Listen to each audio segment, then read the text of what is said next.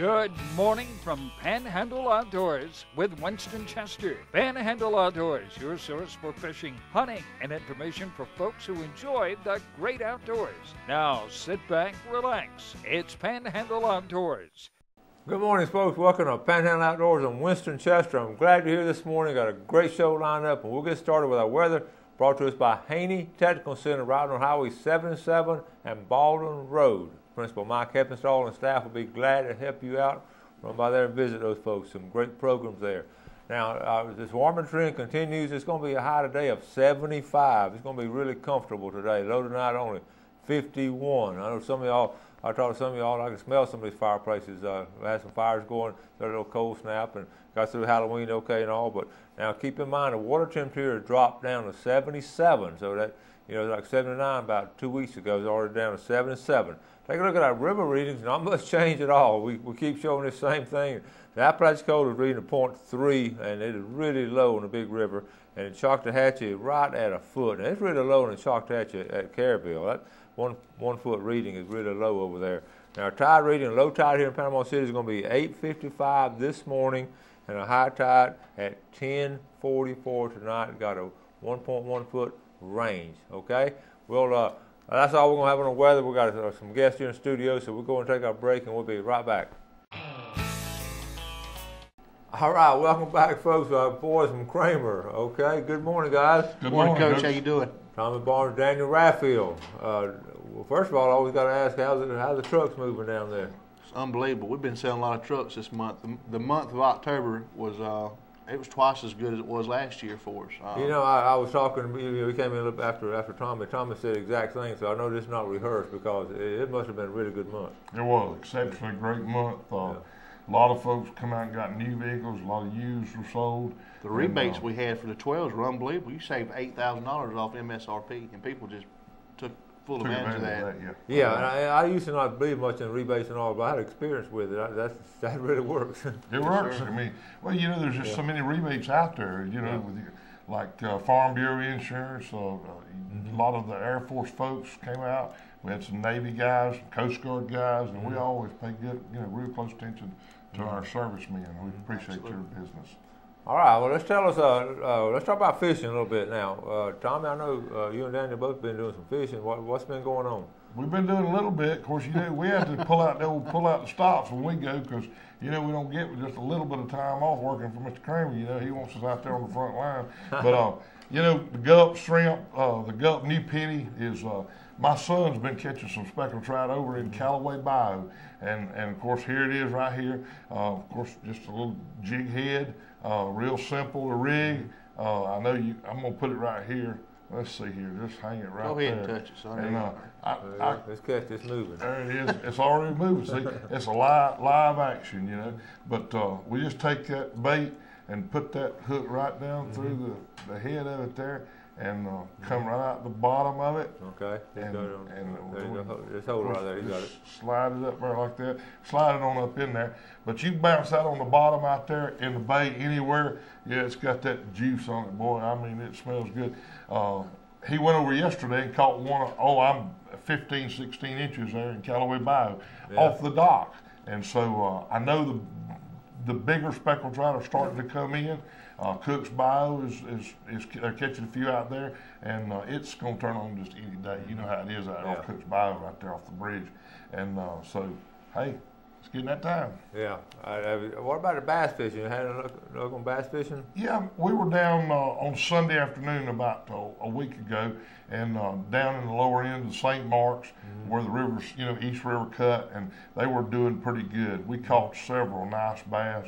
My little one had one about 2 pounds, and I caught one about 3. But I have to start working at it now because he's got up to where he's chunking and reeling. And my dad, his granddad, said, "Hey, I can't believe an 8-year-old can throw that spinnerbait up under them limbs like that." But black and purple spinnerbait, chartreuse and black, always good colors down there to catch a lot of fish with a white trailer, chartreuse trailer.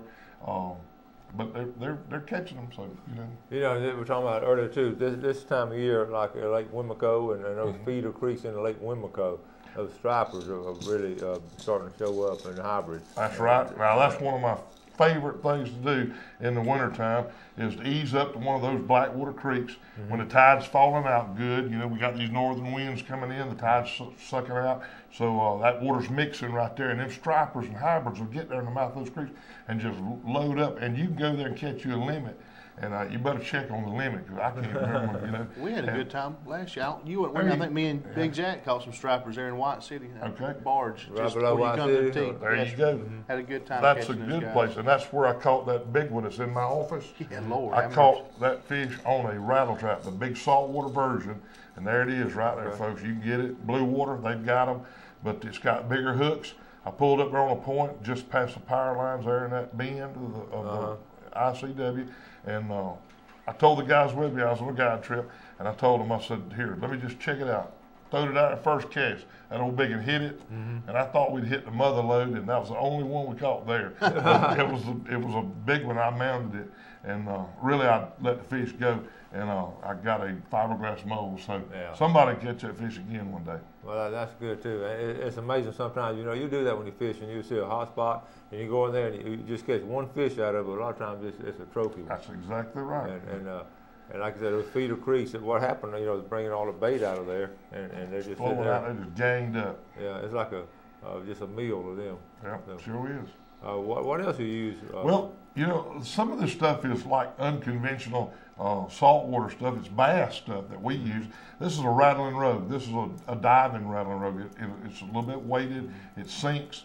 But you can throw it out there and just jig it on the bottom, or not really on the bottom, but it'll suspend with you.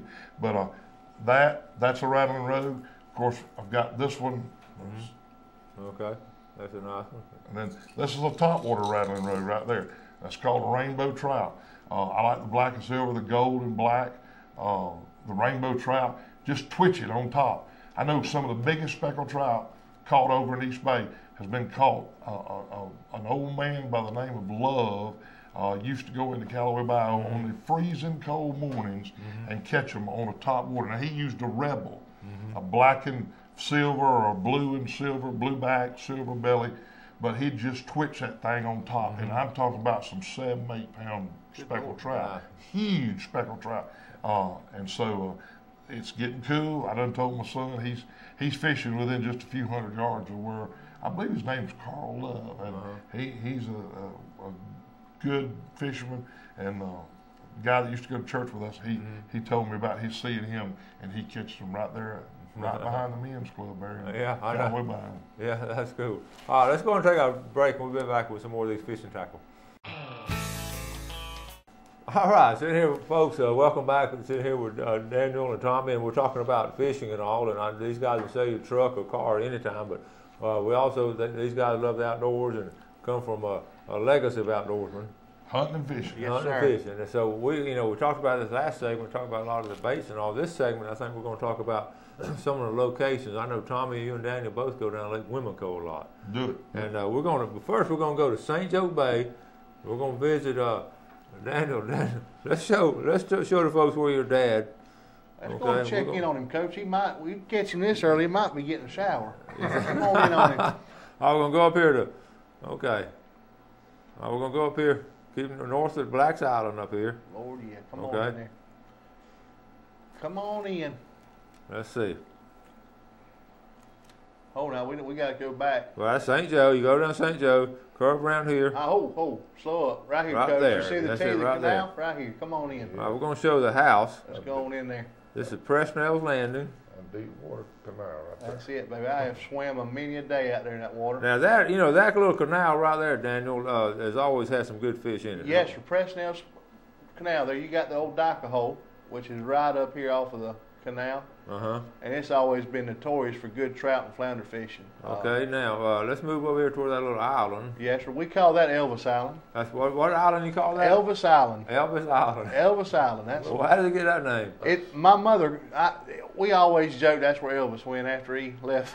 It's just a beautiful He's place. still there. Yes, sir. I think I saw him the other day when I was scalloping. Now there's some fantastic mullet holes. My dad would You want wanna me. go I north? can't give you exact locations. Yeah. If we was right off of Dad's house, that island. Okay, we're going to show you Dad's house. I don't know if we showed that yet. Show you Dad's house, right? That's right. Now, right. Let's see. Right here, that would be my dad's house. Okay, right there. Yes, sir. And that'll hold some trout in the wintertime too. Lord, yes. Yes, okay, sir. now we're going to zoom back out, Daniel. And now what I want to do, okay, that's area there. Now let's go back. Let's go over here to Lake Wimico, Tommy. All right. Let's go up here to Lake Wimico, right here. This is Lake Wimico. Now I know you love fishing Lake Wimico. Of course, there's White City to the east, to the west of there, White City. But now, when you go into Lake Wimico, what are some of the places you enjoy going? Well, you know, any of those blackwater creeks that come out into Wimico, when you can catch a falling tide, when that tide is falling out there, the bass, stripers, hybrids, Depot Creek is one of the best places. You pull up there, and if that black water is flowing around Depot Creek, it's that's Depot Creek, right there. That's Depot Creek. Right it's flowing out around that point, back toward the lake, back toward the ICW, out there in the middle of the lake there. That see that point right there? There you go. When it's flowing out around that point, son, you talking about that right there will load up with bass. You'll catch redfish. Now, if you go straight across the lake to Shell Point, just straight across from Depot Creek, right there. Oh, Lord. Right across. Right there. You got Shell Point, and that right there will load up with speckled trout, redfish. You can catch them all out there.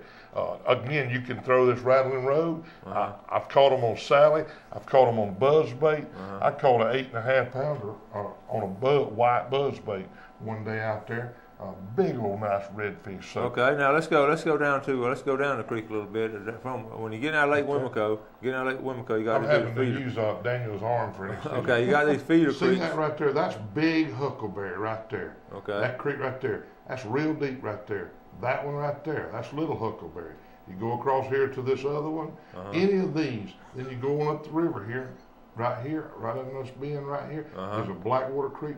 That, I've caught, me and Alan Duke, we have loaded the boat with hybrids and stripers. Then you got Jackson River, Jackson River. Any of those Blackwater Creeks, you just pull up there and throw a small jigging spoon, about 2.5 inches, and I use a single hook instead of the treble hook. And Alan Duke taught me this because Alan's as good a jig and spoon fisherman. I mean, he knows how to do it, and he's the one that taught me how to do it. And I give Alan, he's an all-around good fisherman. Alan Duke is as good as they come. He paid you this morning? No, he didn't pay me. But I'm just saying, you know, with that jig and spoon, if you throw a treble hook that comes from the factory in the pack, you'll get hung up a lot, and you lose a lot of spoons on the bottom. But if you use a single hook, just go to a single hook with a O-ring. If you do get it hung up, you can usually, it'll flop it back and forth, and it'll come loose. And I use 10, 12 pound fluorocarbon line, and it works great. Let it hit the bottom, then bump it up off the bottom. Just give it a little quick jerks and let it flutter back down. And most of the time that fish will hit it on the fall, and you got to be ready, because when he hits it, the fun is on. Any particular color y'all like to use? We like to use a silver and blue. But like I say, the most important thing is taking that treble hook off. I don't like a treble hook. Yeah, it does cause a lot of trouble. I always call them trouble hooks when we're fishing. Because, that's right. And a lot of times we'll pinch them off and all. But in St. Joe Bay, Daniel, I know your dad, has he been catching some flounder? Yes, sir. They had a good trip last week. They caught some nice flounder. He sent me a couple pictures of them while I was at work. He likes to do that to me. What about that big redfish they caught the other day? Oh, good gracious. Dad and Moncarani went, and they were fishing just outside the point there on that first green buoy out there by it, and they was fishing with cigar minnows, dead bull minnows. Dead cigar minnows. 42 inches was. I don't know if we. Jeff, you want to try it this way? Our technology here on Panhandle Outdoors is second to none, folks. Tuning in, guys. There you go. That is it's coming clear. With a dead cigar minnow. Huh? With a dead cigar minnow, about 23 foot of water. Check that out, they flatlining them out there, and Dad said that rascal just come up and knocked it. Look at that. He took every bit of it. I bet that excited them, didn't it? Oh boy, Daddy was loving it. He called me up, sent me this picture. And, just been having St. Joe Bay's had a the last year's been good for fishing. No, Lord, no, you can't keep that fish. Those are what they call bull reds. That's what they call bull reds, right? Yeah. They will put you under prison. They are fun to catch, yes, sir. Yep. And it's not against the law to catch them. That's right. You gotta let them go. That's right. And you can't taste them though. Your mouth may water, but it's right. We're gonna get ready. We're gonna take our final break and get back with a lot more good fishing information for you folks. All right, welcome back, folks. Let's first take a look at our times for today. If you get a chance to get off work, you work at a place like Bill Kramer, you just get off at any time. Yes, sir. And then our time this morning, we've already passed 2:10 to 4:10, but this afternoon, Tom and Daniel, 2:45 to 4:45 this afternoon, 2-hour block there. A good block to take off and go fishing. I'm sure y'all can take a late lunch and take a late lunch. Yes, sir. And just run down the road there to the bay. There you go. And, Call Gray Park, waiting on us. Yeah. We do it every weekend. We'll go down there and cast a little bit and spinnerbait. Okay, well, real quick now, we got you have some good rebates. We mentioned that one more time. That is really important. The rebates. Yeah, the rebates we have on the vehicles right now on leftover 2012 crew cab 2-wheel drive LS, you save up to, I think it's $8,600. That's off MSRP. Yeah. You can't beat that anywhere. And also, too, Coach, our pre-owned GM vehicles right now, or anytime, if you buy a certified pre-owned GM vehicle, what you're going to get with that vehicle is the remainder of the 100,000-mile 5-year powertrain, 12-month bumper to bumper.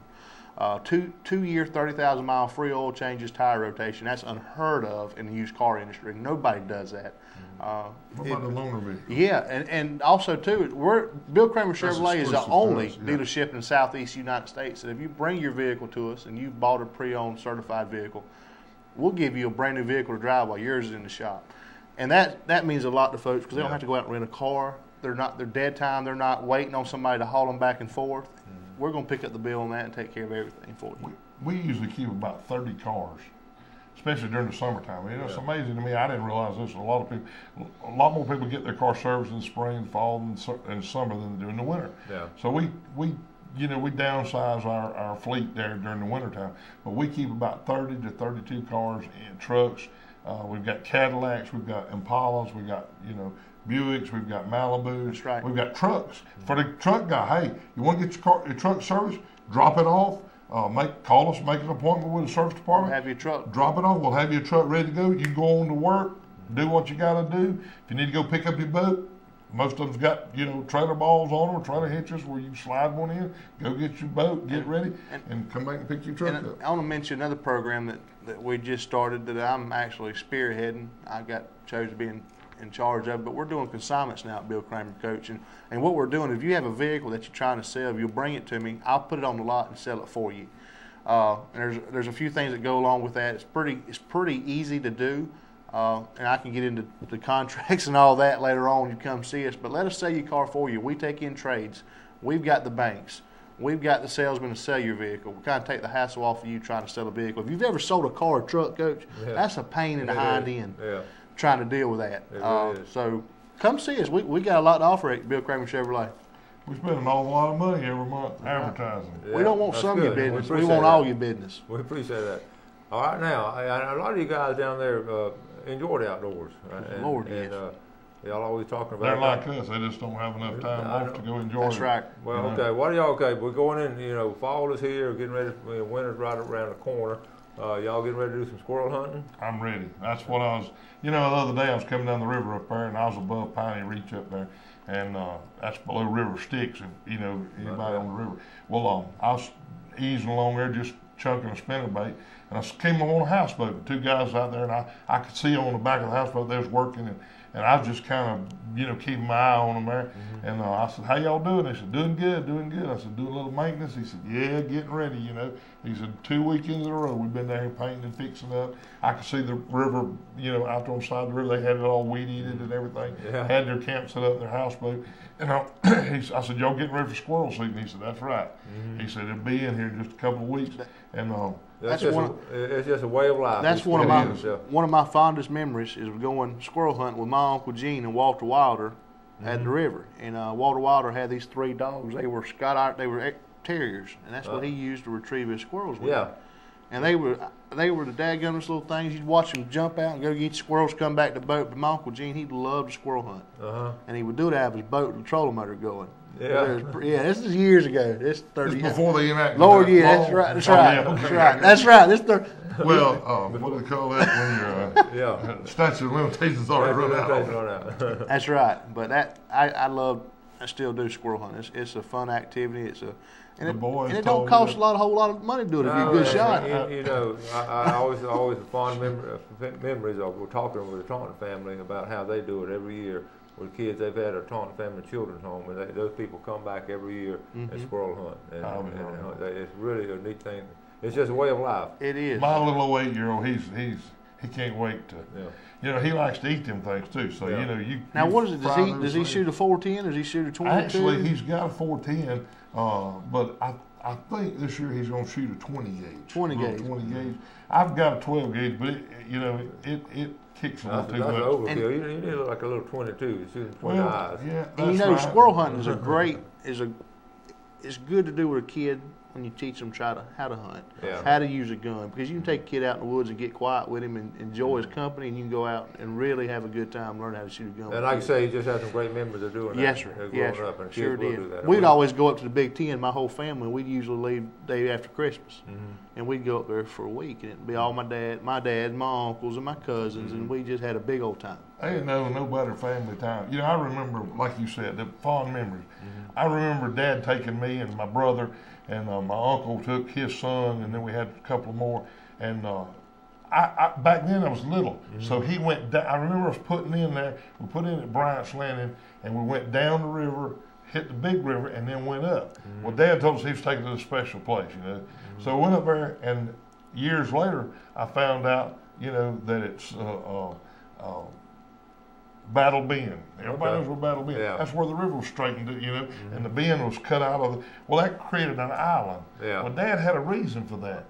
He put us boys out on that island. We couldn't get lost because you couldn't get off that island. And he said, don't ever cross any water. Don't cross no sloughs or nothing. All right. So we got to get out of here. Thank you guys for coming on. All right, buddy. Good to see y'all. Right. Thank you. Hey, thank you all for watching. Do something good for somebody today. God bless.